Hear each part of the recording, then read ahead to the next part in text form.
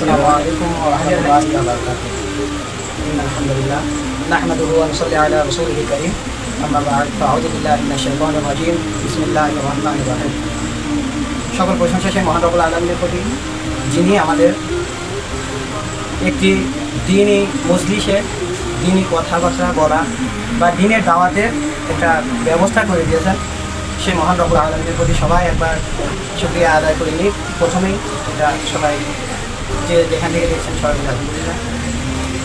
বিষয়টা হচ্ছে, আপনারা ইদানিং অবগত আছেন যে বাংলাদেশে ইসলামী আন্দোলন বা ইসলামী ছাত্র আন্দোলন আপনি বা বাংলাদেশ জামাতে ইসলামী যেটাই বলেন, বাংলাদেশে এখন ইসলাম নিয়ে কিছু রাজনৈতিক সংগঠন তৈরি করা হয়েছে, যেগুলো ওরা আমাদের দেখাচ্ছে যে আমরা ইসলাম নিয়ে কথা বলছি, আমরা ইসলাম প্রতিষ্ঠার জন্য চেষ্টা করছি।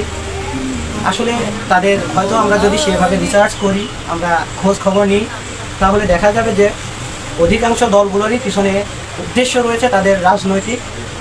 তারা ক্ষমতা চায়, তারা মূলত যেটা আমাদের দেখাতে চাচ্ছে যে আমরা ইসলাম প্রতিষ্ঠার জন্য কাজ করছি।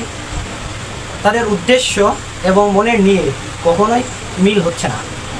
তো আপনারা জানেন বা আপনারা দেখেছেন ইতিমধ্যে, ইসলামী ছাত্র আন্দোলন বা ইসলামী আন্দোলন নামে একটি সংগঠন ইদানিং অনেক সবার মুখে মুখে এরা অনেক সাড়া ফেলেছে দেশে, যা আমাদের 24শে জুলাই অভ্যুত্থানের থেকে এরা মূলত শুরু করেছে। তো এদের উদ্দেশ্য, এদের সম্বন্ধে যদি আপনি রিসার্চ করেন বা আপনি খোঁজ নেন, তাহলে জানতে পারবেন যে ইসলামী আন্দোলন কি, ইসলামী আন্দোলন কেন করতে হবে। তো ইসলামী আন্দোলন সবসময় দুইটা জিনিস চায়। সেই জিনিসটা হচ্ছে ইসলামী আন্দোলন কি চায় এবং কেন চায়। আপনার ইসলামী আন্দোলন সবসময় দুইটা জিনিস চায়। প্রথমত যেটা চায় সেটা হচ্ছে জাহেলিয়াতের আধিপত্যের অবসান, দ্বিতীয়ত ইসলামী হুকুমত প্রতিষ্ঠা।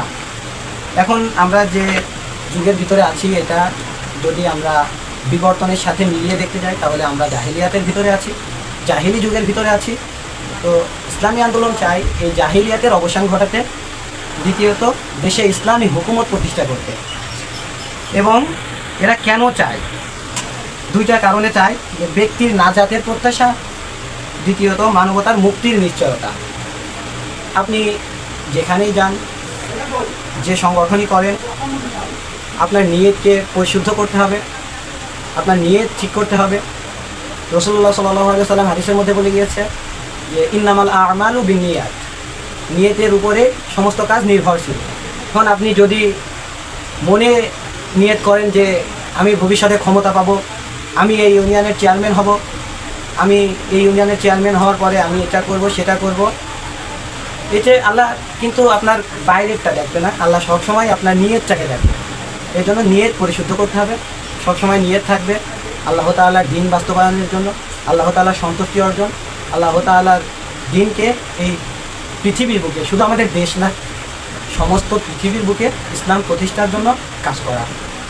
আপনি ইসলামী আন্দোলনের লক্ষ্য উদ্দেশ্যের দিকে যদি যান, ওখানেও দেখতে পারবেন ওদের লক্ষ্যে উদ্দেশ্যের ভিতরে রয়েছে যে ইসলামী জাহিলিয়াতের আধিপত্যের অবসান ঘটিয়ে